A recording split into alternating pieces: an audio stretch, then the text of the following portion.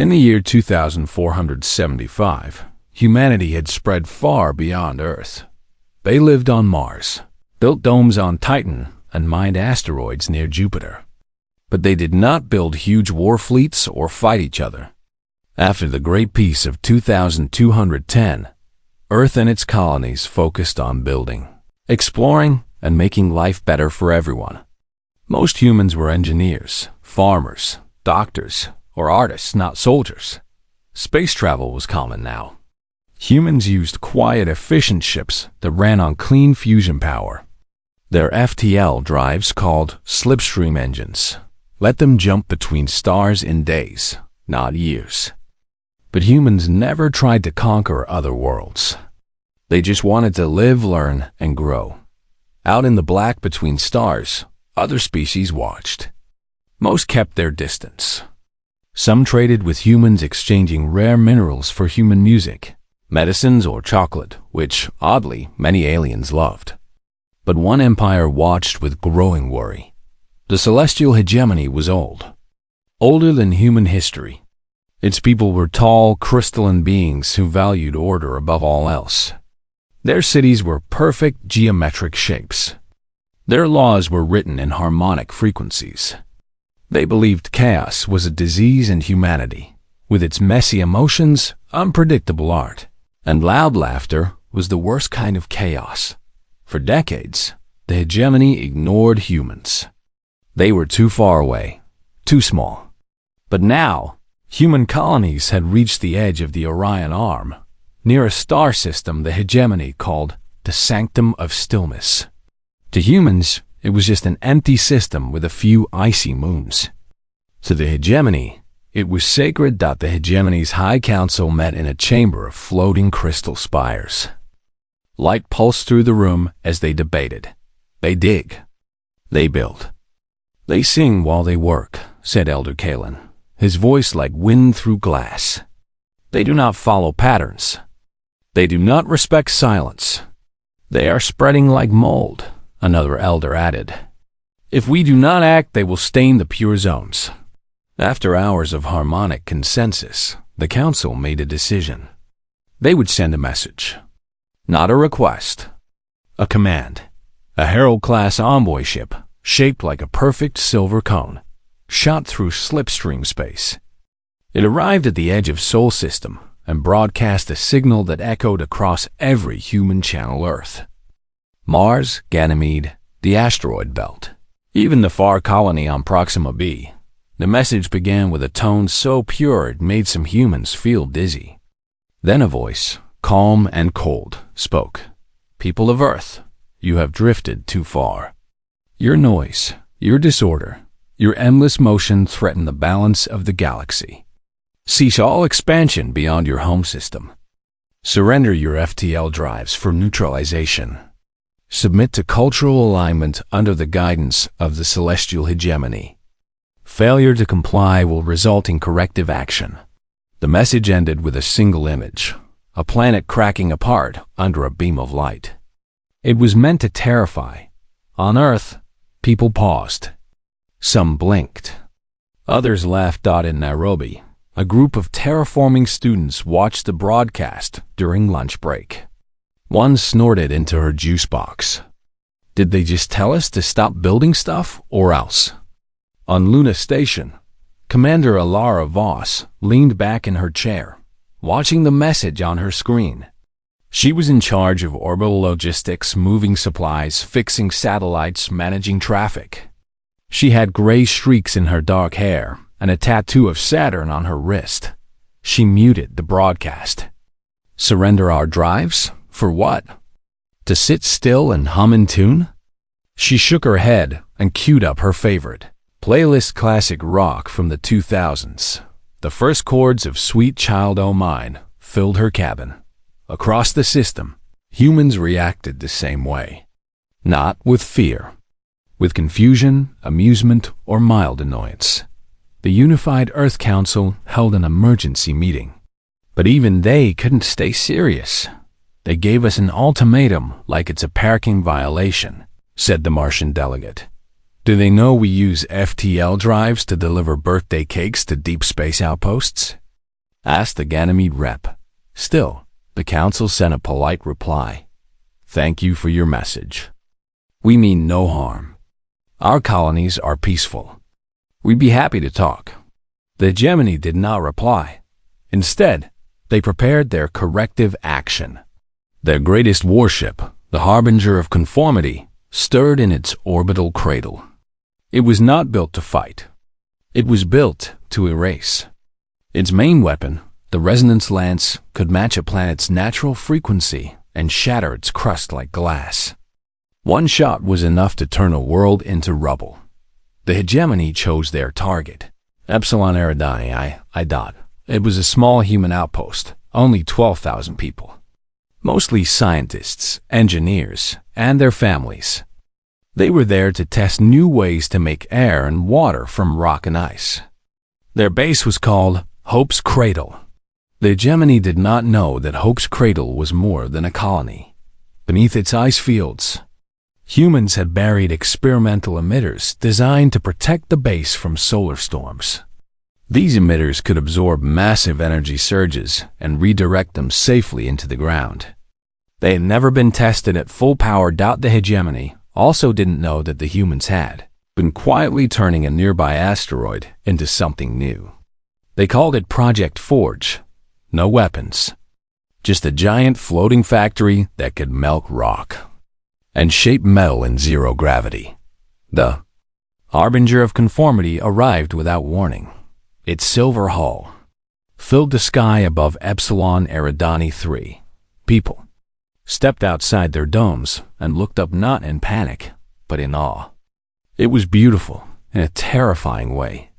Then the ship fired. A beam of pure harmonic energy lanced down. It should have cracked the planet open, but the moment it hit the atmosphere, the hidden emitters flared to life. They didn't block the beam. They caught it like a net catching rain. Energy poured into the ground, then surged along buried conduits toward the asteroid. On the asteroid, Project Forge's core lit up. Machines that had been idle for months whirred awake. The redirected energy melted the rock in seconds. Automated arms shaped the molten mass into a perfect ring smooth. Strong, glowing with heat. In 3 minutes. The asteroid became a functioning segment of a Dyson ring, a structure meant to capture starlight for power. Back on the planet, the humans stared at their monitors, stunned. What just happened? Asked Dr. Lena Cho, the lead engineer. Her assistant grinned. They gave us free power, and we built a star harvester. The Harbinger of Conformity went silent. Its crew, used to instant destruction, could not understand. Their weapon had not destroyed. It had help. From Earth, a message was sent. Not angry, not fearful, but cheerful. Thanks for the energy boost. Would you like a tour of our new forge? We've got extra coffee. Across the galaxy, species that had been watching held their breath. The hegemony had tried to scare humanity. Instead, humanity had turned a doomsday weapon into a tool and offered the enemy coffee. And somewhere in a quiet orbital station, Commander Alara Voss sipped her real coffee, smiled, and whispered to no one in particular, "Yeah, that's us." The celestial hegemony did not understand coffee. They did not understand jokes. And they certainly did not understand how a weapon meant to erase a world had instead built a star-powered machine. Back on their home world of Xylos Prime, the High Council gathered again. This time, their crystal spires pulsed with a sharp, angry red light. Elder Callan's voice trembled, not with fear, but with something new, shame. They mocked us, he said. They turned our power into a toy. No species has ever done that, whispered another elder. Not in 10,000 years. The council knew they could not retreat. To do so would shatter their image of perfect control. The galaxy was watching. If they backed down now, their empire would begin to crack from the inside. So they made a decision. A harsh one. They would send the Grand Armada. 10,000 warships. Each one built to enforce harmony through silence. each one capable of crushing planets that refused to obey. The Armada had not moved in centuries. Its last use was to correct a rebellious star system, now a dead zone of floating ice and echoes. This time, the target was clear, Earth. But the hegemony did not know what Earth really was to them. It was just another chaotic world of soft-skinned creatures who laughed at threats. They did not know that Earth was not ruled by kings or warlords. It was run by councils of teachers, builders, and scientists. They did not know that humanity's greatest strength was not weapons, but tools. And tools could be repurposed. While the hegemony prepared their fleet, humans did what they always did. They worked. On Mars, engineers upgraded old mining drones. These machines had once dug tunnels for water pipes. Now, they were fitted with new software able to detect enemy signals and flood them with harmless noise. Not to hurt, just to confuse in the asteroid belt. Factory crews reprogrammed cargo loaders. The mechanical arms that once stacked crates of wheat and medicine were now taught to grab enemy drones and gently recycle them into spare parts. And on Luna, Commander Ilara Voss stood in a quiet hangar, watching technicians weld panels onto a fleet of small, boxy ships. "What are those?" asked a young pilot, hovering nearby. "Delivery bots," Ilara said with a small smile. "We're calling them peace packages." The pilot blinked. "Are they bombs?" "No," she said. "They carry repair kits, seed packs, and tea." The pilot stared. "Tea? Everyone calms down with tea," Ilara said. Meanwhile, on Epsilon Eridani 3, the humans had not fled. They stayed. And they kept building. The new Dyson ring segment spun gently around the star, soaking up light. Power levels soared. With that energy, they activated more emitters. This time, not just for protection, but for communication. They sent out a simple, repeating signal across the Orion arm. "Hello, we are still here. Want to talk?" The hegemony ignored it. Their grand armada jumped into slipstream space, a wave of silver death heading for Sol. But humanity had one more surprise. Deep in the Kuiper Belt, hidden among icy rocks, floated the Solar Engineering Collective's greatest secret, Project Mender. It looked like a cloud of glitter billions of tiny machines, no bigger than grains of sand. Each one could float through space, stick to metal, and follow simple commands. Fix, clean, rebuild. They were never meant for war. They were made to repair space stations after meteor strikes. Now, they would meet an armada. The first hegemony ships exited slipstream near Jupiter. Their formation was perfect squares within squares, lines sharp as laser cuts. They moved in total silence, as was their way. Then the humans spoke, not with weapons, with voices. From every human station, ship, and colony. A message played on open channels. It wasn't a warning. It was a song. An old Earth song. "Here Comes the Sun" by the Beatles. Gentle, hopeful, full of warmth. The hegemony ships did not respond. They kept flying toward Earth, but as they passed Saturn, something strange happened. A shimmer appeared in the darkness. Like dust catching sunlight. The glitter cloud Project Mender woke up. The nanites swarmed the lead ships. Not to attack, to help. One hegemony warship suddenly found its main cannon covered in tiny bots. They didn't break it. They cleaned it, polished it. Then, using spare parts from the ship's own storage, they built a small greenhouse on the barrel, complete with tomato vines and a little sign. "Grow, don't blow." Another ship's engine sputtered, not from damage, but because the nanites had rerouted coolant lines to power a tiny hydroponic garden inside the engine room. Algae bloomed. Oxygen levels rose. The crew, used to sterile air, blinked at the green fuzz growing on their control panels. On the command ship, Elder Kalen watched in horror. "Our weapons. They are being turned into farms. It's not destruction, said a young officer, staring at a screen showing a hegemony drone now tending to basil plants. It's kindness. Back on Earth, people watched the live feed with popcorn and drinks. Memes spread faster than light. Aliens came to fight. Humans gave them gardening lessons. My enemy built a salad bar on my warship. Send help or dressing. Commander Alara Voss floated near a window on Luna Station, watching the armada slow to a stop. They don't know what to do, she said softly, because the hegemony had only ever known two things: order and force. Humanity showed them a third: care. And care was something their rigid minds could not process. One by one, hegemony ships powered down their weapons. Not out of fear, but confusion. Some crews even opened comms.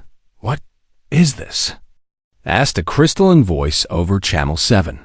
"This is a peace kit," replied a human technician. "It has seeds, instructions for composting, and a recipe for cucumber sandwiches. Enjoy." On Xylos Prime, the High Council fell silent. Their perfect plan had failed. Not because humans fought back, but because they refused to fight at all. Instead, they offered tea and gardens and songs about the sun. Elder Kalen stared at the stars and felt something he had never felt. Doubt. Maybe chaos wasn't a disease. Maybe it was just different.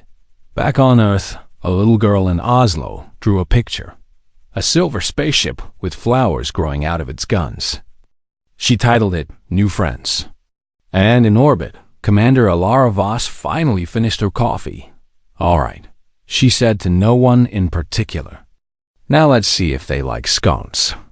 The Grand Armada drifted, silent and still, surrounded by glittering bots and the faint sound of human music. For the first time in their long history, the hegemony did not know what to do next. And humanity? They just kept building. The Grand Armada of the celestial hegemony floated near Jupiter, motionless. Their warships, once symbols of fear across the galaxy, now sprouted vines, algae tanks, and tiny solar-powered wind chimes made from recycled hull plating. Some crews had even started naming their ships after Earth flowers. One became Lavender Wrath, another, Peaceful Petunia. The hegemony's High Council watched this from Xylos Prime in stunned silence. Their perfect order was unraveling not with fire, but with ferns. Still, not all hegemony leaders were ready to give up. Elder Kalen, once proud and rigid, now sat hunched in his chamber, his crystal facets dim. But another Elder Vril the Unbending stood tall, his core glowing hot with fury. "This is not peace," Vril declared. "This is infection. The humans are spreading their disorder like a virus. We must burn it out." He convinced a faction of loyalists. They would not retreat. They would not negotiate. They would strike Earth directly. Their new plan was simple: bypass the asteroid belt, ignore the glittering repair bots, and hit Earth with everything they had. Not to destroy the planet, but to break its spirit. They would shut down its power grids, silence its networks, and fill its skies with darkness.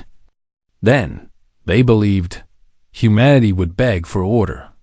They didn't know that Earth didn't run on one power grid. It ran on thousands solar farms in the Sahara, geothermal plants in Iceland, fusion cores under the oceans, and backyard wind turbines in Kansas. And they didn't know that humans didn't fear darkness. They built lights. As the Loyalist fleet, 3,000 warships strong, jumped toward Earth. Humanity did not panic. Instead, they got ready. Not for war. For work. Across every continent, cities switched to local power. Schools became emergency hubs. Bakeries ran on bicycle generators. In Tokyo, a group of retired engineers built a signal jammer out of old microwave parts and karaoke speakers. In Brazil, farmers used drone swarms to paint giant peace symbols on their fields visible from orbit. And in orbit, Commander Alara Voss gave the order, activate the workshop. The workshop wasn't a weapon. It was Earth's old orbital junkyard, a graveyard of broken satellites, dead rockets, and forgotten space stations. For years, it had just floated there, slowly growing. Now, it came alive. Billions of repair nanites like the ones near Jupiter rushed into the junkyard. They didn't destroy. They assembled. Rusted metal became solar panels. Broken thrusters became speakers. Old cargo containers turned into greenhouses. Within hours, the junkyard transformed into a glowing, buzzing hive of creation, a floating city of makers, full of light, music, and the smell of space-grown bread. When the Hegemony fleet arrived at Luna's orbit, they expected silence. Instead, they found a party. Music floated through the void baselines. Violins, even someone playing bagpipes. Lights pulsed in rhythm. And from the workshop, hundreds of small human craft drifted out, not firing weapons, but tossing care packages. One Hegemony pilot opened his hatch, confused, and caught a small box. Inside, a warm bun, a note, "You look tired, eat," and a tiny potted cactus labeled, "Spike your new friend." On the command ship, Vril screamed, "Ignore them. Target Earth's core networks. Shut them down." Their ships powered up their harmonic disruptors devices that could scramble any electronic system by matching its frequency. They fired. Pulses of energy shot toward Earth, and every one of them was caught. Not by shields, by mirrors. For weeks, humans have been launching thin, flexible panels into orbit, part of a climate project to reflect excess sunlight. Now, those panels tilted just right. They bounced the Hegemony's pulses back, not at the fleet, but at the workshop. The energy hit the floating city and powered it even brighter. Robots danced. Ovens baked more buns. A holographic choir sang Amazing Grace in 12 languages. Vril stared at his screens. Why won't they break? Because humans didn't break. They adapted. Down on Earth, a teenager in Mumbai rewired her gaming console to send calming frequencies into Hegemony comms. An old woman in Oslo beamed lullabies into space using a repurposed radio telescope. A team in Nairobi sent code that turned enemy targeting systems into poetry generators. One Hegemony warship suddenly displayed on its view screen. "Your cannon is long and cold, but my tomato plant just bloomed. Would you like to share some soup?" Vril's ship began to hum, not with weapons, but with the soft sound of a human lullaby leaking through its speakers. His hands shook. Back on Xylos Prime, Elder Kalen watched the feed. He saw his warriors, once sharp and silent, now gently tending to plants growing on their consoles. He saw human hands offering food through open hatches. He saw something the Hegemony had forgotten: connection. He made a decision. Using emergency authority, he broadcast a new command across all Hegemony ships: cease all hostile action. Open channels. Accept the packages. Vril howled in protest. But his own crew turned to him, their crystals glowing softer now. "Elder," one said, holding up a hand-grown strawberry from a hydroponic tray, "it tastes like hope." Vril fell silent. On Earth, people held their breath. Then, one by one, Hegemony ships powered down their weapons. Hatches opened. Crystalline beings stepped out, not in armor, but in simple robes. They carried no guns, only questions. A young Hegemony scout floated toward Commander Alara Voss's shuttle. "Why?" the being asked, voice trembling. "Why do you not fight?" Alara smiled. "Because fighting solves nothing. But sharing a meal? That solves everything." She handed him a thermos of hot chocolate. He took it, sipped. His core glowed a warm gold for the first time in his life. That night, humans and Hegemony beings sat together on the hull of a repurposed warship. eating stew and watching Earth rise over the moon. No one spoke of surrender. No one claimed victory. They just talked about stars, about fear, about how scary it was to be different, and how beautiful it was to learn. Back on Earth, the little girl in Oslo added to her drawing. Now, the silver spaceship wasn't just growing flowers. It had a human and a crystalline being holding hands on its deck. She titled it, Friends Made Things Better. In orbit, Alara Voss looked at the quiet fleet, no longer an armada, but a gathering, and whispered, "Told you they'd like scones." And somewhere in the deep dark, the galaxy watched and for the first time, it saw that the strongest force in the universe wasn't power. It was kindness. And humanity. They just kept building. After the fleet stopped fighting, something strange happened. The hegemony didn't leave. They stayed. Not as conquerors, not even as guests, but as students, young hegemony beings, those who had never known anything but silence and strict rules. Began asking questions. What is laughter? One asked a human engineer on Luna Station. The engineer laughed right then, a bright, warm sound. The hegemony youth tilted his head, his crystal facets shimmering with curiosity. "It makes my core vibrate in a new way," he said. Others asked about music, stories, and why humans painted their homes in so many colors. They watched Earth videos, children playing in rain, old couples dancing in kitchens, people fixing broken things together. To them, it looked like chaos, but it also looked like joy. Back on Xylos Prime, the High Council was breaking apart. Elder Kalen now led a growing group that wanted change. Vril the Unbending still raged, but fewer listened. Even his own assistants had started humming Earth tunes while cleaning their consoles. Vril knew he was losing. So he reached for the oldest, darkest tool his empire had ever built. The silent chord. It was not a weapon of fire or force.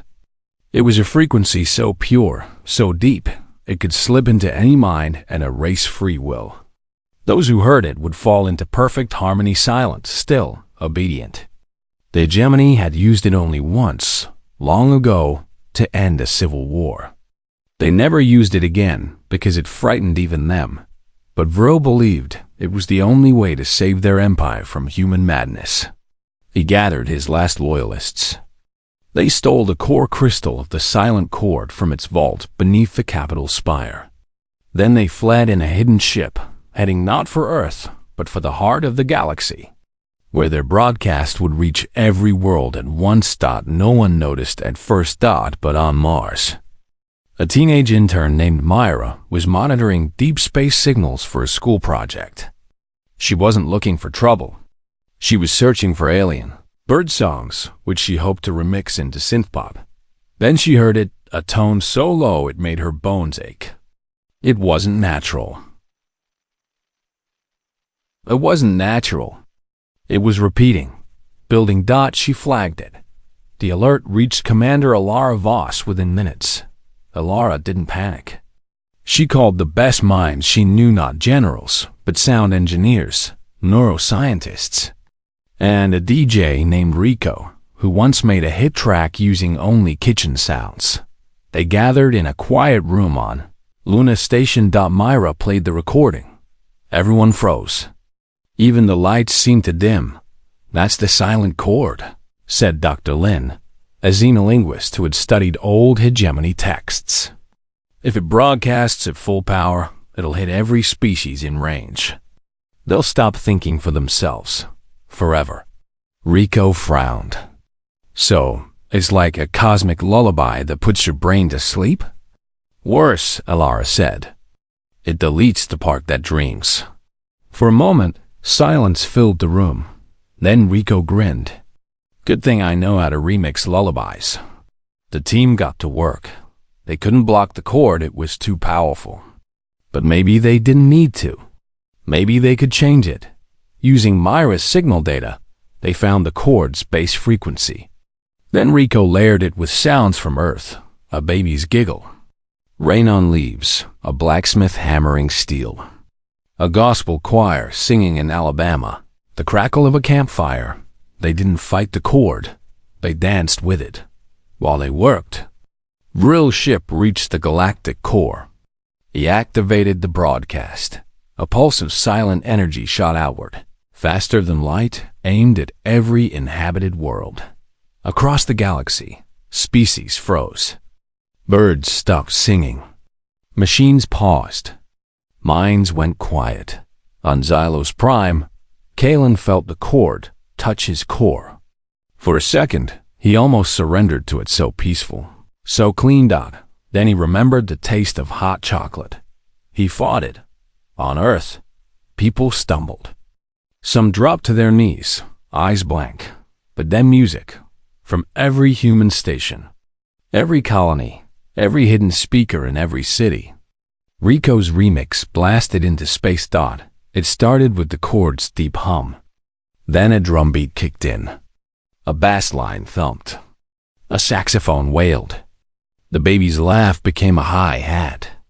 The rain turned into reverb.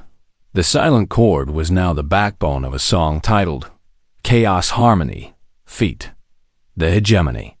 The effect was instant. Where the chord had brought silence, the song brought rhythm. Where it had erased thought, the music sparked feeling. On Xylos Prime, Kalen stood tall, his crystals glowing gold as he tapped a foot something no hegemony being had ever done.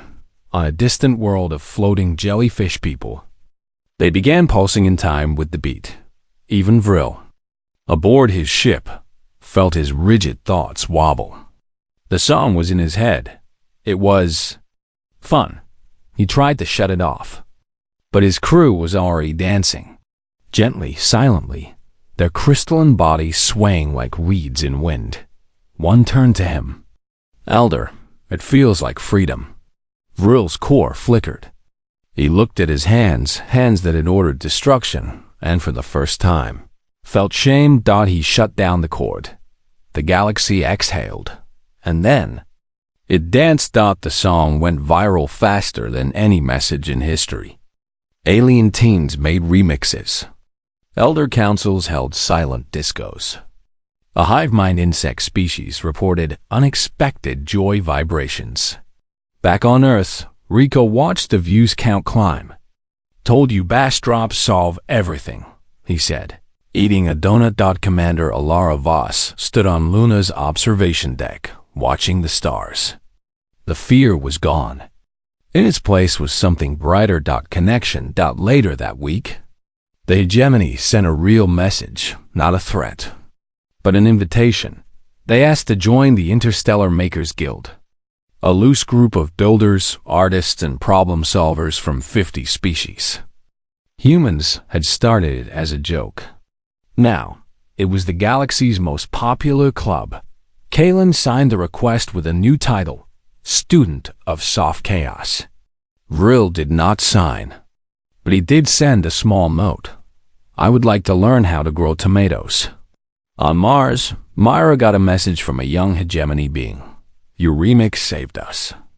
Can you teach me to make music? She replied with a link to a beginner's guide and a playlist titled Start Here, Friend. In Oslo, the little girl drew a new picture. This one showed the whole galaxy, every world glowing, connected by lines of music and light. In the center, a human and a crystalline being held up a giant record labeled Chaos Harmony. She didn't give it a title. She didn't need to. Everyone knew what it meant. And out in the black, the stars seemed to hum along. Humanity hadn't won a war. They'd thrown a party, and the whole galaxy showed up. Months passed. The war that never really was faded into stories told over shared meals.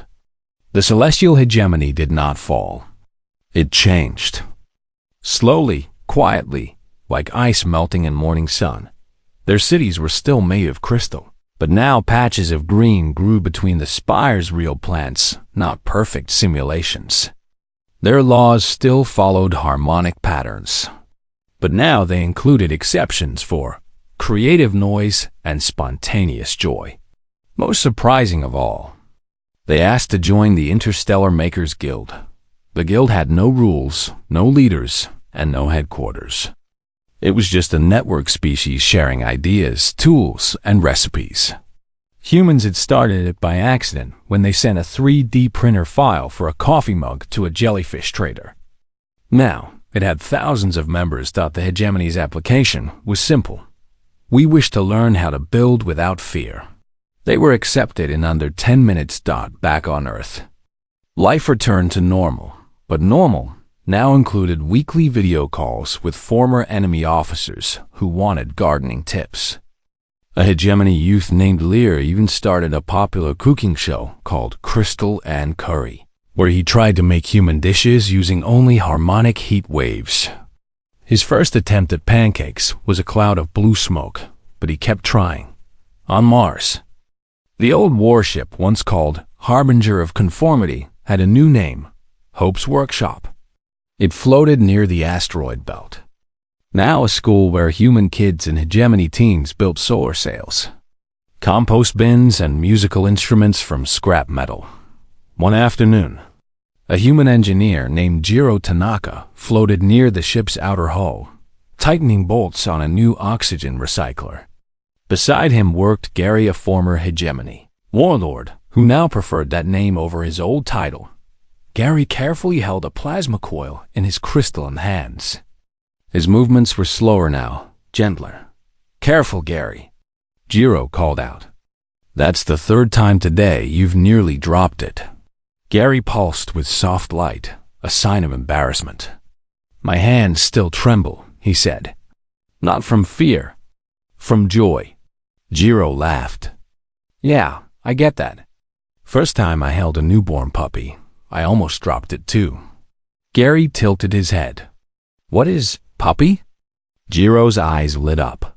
"Oh man, you are in for a treat."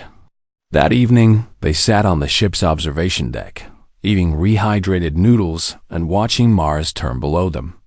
Gary listened as Jiro described dogs, silly, loving, messy creatures who barked at shadows and napped in sunbeams. "I think," Gary said slowly, "my people spent so long trying to be perfect, we forgot how to be alive."